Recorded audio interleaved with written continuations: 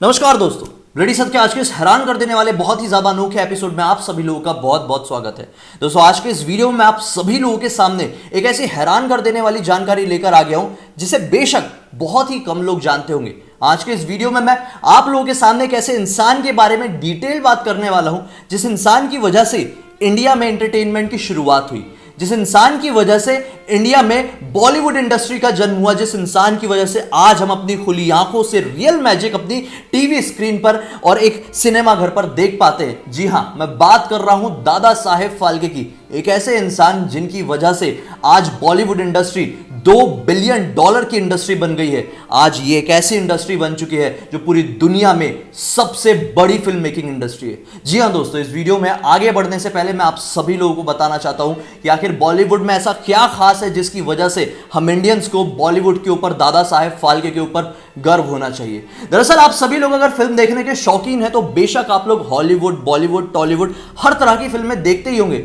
इनके आप लोग ये जानते हैं कि हॉलीवुड इस दुनिया की सबसे बड़ी फिल्म इंडस्ट्री नहीं है, बल्कि वो है बॉलीवुड। बॉलीवुड में हॉलीवुड के कंपैरिजन में हर साल 3 गुना ज्यादा फिल्में बनाई जाती हैं और बॉलीवुड की वजह से ही इंडिया में दुनिया का सबसे रिचेस्ट एक्टर मौजूद है। बॉलीवुड की वजह से ही इंडिया में दुनिया का सबसे बड़ा फिल्म सेटअप मौजूद है और यही बॉलीवुड मौजूद है दादा साहेब फाल्के की वजह से। दोस्तों दादा साहेब फाल्के की लाइफ भी किसी एक फिल्म से कम नहीं थी। इनका जन्म 30 अप्रैल 1870 में नासिक के अंदर मौजूद एक धार्मिक स्थल जिसका नाम है त्र्यंबकेश्वर, वहां पर हुआ था। इनके जो पिताजी थे वो त्र्यंबकेश्वर के एक जाने माने इंसान थे और बचपन से ही दादा साहेब की कला की तरफ काफी ज्यादा रुचि थी। इन्होंने अपनी जिंदगी में तरह तरह के जॉब्स किए, अब चाहे वो पेंटिंग का हो, ड्राइंग का हो या फिर फोटोग्राफी का हो। फोटोग्राफी जो थी इनकी स्पेशल हॉबी थी, इनका पैशन था और इसी के साथ इन्होंने सोचा कि मैं जिंदगी में आगे बढ़ूंगा। बस फोटोग्राफी से जुड़ा हुआ जॉब करने के लिए वो महाराष्ट्र से निकलकर गुजरात के एक छोटे से शहर में पहुंच गए। इन्होंने यहाँ पे कुछ समय तक फोटोग्राफी से जुड़ा हुआ जॉब किया, लेकिन उस पुराने जमाने में लोग जो थे ना वो ये सोचा करते थे कि अगर हमारी फोटो कोई खींचता है तो इसका मतलब हमारी सोल को कोई रोक लेता है, कोई हमारी सोल को, हमारी आत्मा को कैद कर देता है। इस तरह की सोच पुराने जमाने के लोग की हुआ करती थी। इस वजह से उस जमाने में लोग फोटोग्राफी की ज्यादा इज्जत नहीं करते थे। दादा साहेब फाल्के कम ही समय में समझ गए अगर ऐसी सोच दुनिया वालों की रही तो इनकी ऐसी सोच की वजह से मैं अपने पैशन के साथ आगे नहीं बढ़ पाऊंगा। ये वही दौर था, ये वही टाइम था जब दादा साहेब ने पहली बार एक मूविंग पिक्चर देखी जिसका नाम था द लाइफ ऑफ क्राइस्ट। बस इसे देखने के बाद दादा साहेब की लाइफ बदल गई। जी हाँ दोस्तों, ये वो पहली फिल्म थी जो दादा साहेब ने देखी और इसे देखने के बाद दादा साहेब ने ये ठान लिया कि अब इंडिया वालों को फोटोग्राफी से जुड़ा हुआ कुछ नहीं देना है, बल्कि मूविंग फोटोग्राफी से जुड़ा हुआ कुछ देना है। उन्होंने ये घोषणा कर दी, ऐलान कर दिया कि मैं इंडिया के पास मूविंग पिक्चर लेके आऊंगा, फिल्में लेके आऊंगा और इस बिजनेस से इंडिया बहुत ज्यादा पैसे कमाएगा। उनकी ये बात सुनकर बहुत सारे लोगों ने हंसी उड़ाया, बहुत सारे लोगों ने नीचा दिखाया, बोले कि यार ये इंडिया में लोग फोटो खिंचाना पसंद नहीं करते, फोटो खिंचाना, फोटोग्राफी तक बहुत छोटी चीज है, तुम ये चीज लेकर आ रहे हो और बोल रहे हो कि इससे लोग पैसे कमाएंगे, इंडिया वाले अमीर बनेंगे।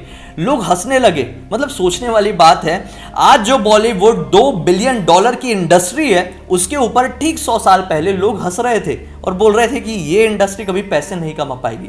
खैर ये वही टाइम था जब दादा साहब ने और सच्चे मन से ठान लिया कि अब इस चीज को लेकर वो आगे बढ़ेंगे और इंडिया वालों को कुछ नया देंगे। इस सोच के साथ उन्होंने अपनी मैक्सिमम प्रॉपर्टी गिरवी रख दी, अपने वाइफ की ज्वेलरी बेच दी, अपने कपड़े जूते तक बेच दिए और 30,000 रुपए का लोन वो टाइम पर लिए और उन सारे पैसों के साथ वो लंदन चले गए। लंदन में उन्होंने काफी समय तक फिल्म मेकिंग डिटेलिंग में सीखी और 3 मई सन 1913 को इंडिया की पहली फिल्म तैयार कर दी, जिस फिल्म का नाम था राजा हरिश्चंद्र। जी हाँ दोस्तों, राजा हरिश्चंद्र इंडिया की पहली फिल्म थी।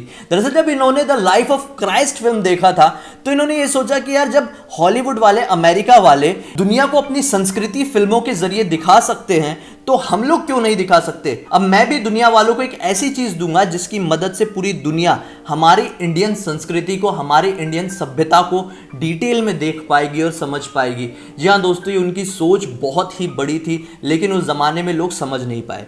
खैर पहली फिल्म 3 मई सन 1913 को तैयार तो हो गई, लेकिन फिल्म बनने के बाद सबसे बड़ी परेशानी ये खड़ी हुई कि फिल्म बन तो गई है, लेकिन ये हर इंसान तक पहुंचेगी कैसे, इंसान इसे देखेंगे कैसे, इंडिया के लोग इसे देख कैसे पाएंगे। उस जमाने में जो इंडिया था, इंडिया ब्रिटिश गवर्नमेंट के अंदर आता था, तो इंडिया वालों के पास पैसे बहुत कम थे। कोई भी इंसान इस फिल्म के डिस्ट्रीब्यूशन में पैसा लगाना ही नहीं चाहता था, क्योंकि उन्हें विश्वास था कि ये चीज इंडिया में चल ही नहीं सकती। दरअसल दादा साहेब फाल्के को इंग्लैंड में लोग बहुत ज्यादा मानने लगे थे, क्योंकि वो वहां के बहुत ही ब्रिलियंट स्टूडेंट्स में से एक थे। वार्नर ब्रोस ने उनकी इंटेलिजेंस की वजह से ही इस फिल्म की 200 कॉपीज खरीदने की डील दादा साहब के सामने रखी, लेकिन किसी वजह से यह डील फाइनल नहीं हो पाई। जैसे तैसे करके बड़ी मुश्किल से यह फिल्म रिलीज हुई।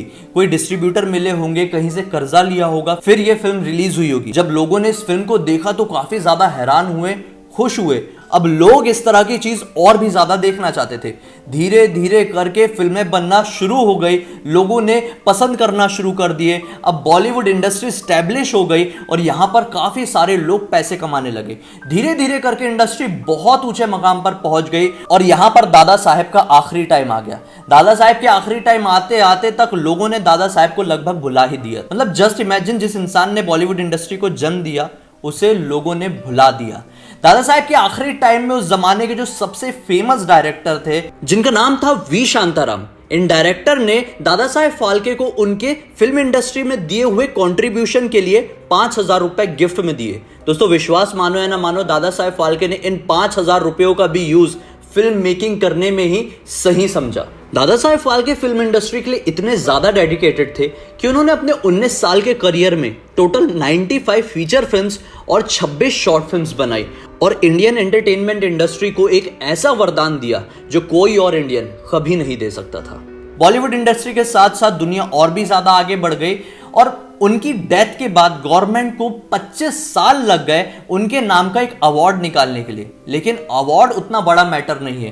दादा साहेब फाल्के जैसे इंसान को आज तक भारत रत्न नहीं मिला और आज भी जब उनके नाम का अवार्ड किसी भी एक्टर या फिर किसी भी इंसान को दिया जाता है तो उनकी फैमिली वालों तक को वहां पर इनवाइट नहीं किया जाता है। आज दादा साहेब का नाम लोग जानते तो है, लेकिन सिर्फ और सिर्फ एक अवार्ड के तौर पर। सबसे बड़ी अफसोस की बात तो यह है कि एक ऐसा इंसान जिसने हमें खुली आंखों से रियल मैजिक दिखाया, उस इंसान के इतिहास के बारे में आज हम कुछ भी नहीं जानते हैं। इस वीडियो को ज्यादा से ज्यादा शेयर कीजिए अगर आप लोगों को लगता है कि दादा साहब का कंट्रीब्यूशन सचमुच में हमारे लिए एक मैजिक की तरह था, उनकी वजह से ही आज हम एंटरटेनमेंट की परिभाषा सीख पाए हैं। शेयर कीजिए अगर आप लोग भी चाहते हैं कि आने वाली जनरेशन को पता चले कि दादा साहब फाल्के कौन थे और ये एंटरटेनमेंट किसकी वजह से आया। अब तक इस वीडियो को देखे, वीडियो को पसंद किए तो लाइक जरूर कर देना, चैनल को सब्सक्राइब करके बेल आइकन दबा के ऑल के ऑप्शन में क्लिक करना, क्योंकि इसी तरह के हैरान कर देने वाले अनोखे वीडियो आप लोगों के सामने रेगुलरली लेके आते रहता हूं। इन सब की लिंक इस वीडियो के डिस्क्रिप्शन बॉक्स में रहेगी, क्लिक करके डायरेक्टली वहां पर पहुंच जाइएगा। चलिए कल फिर से मिलते हैं, तब तक के लिए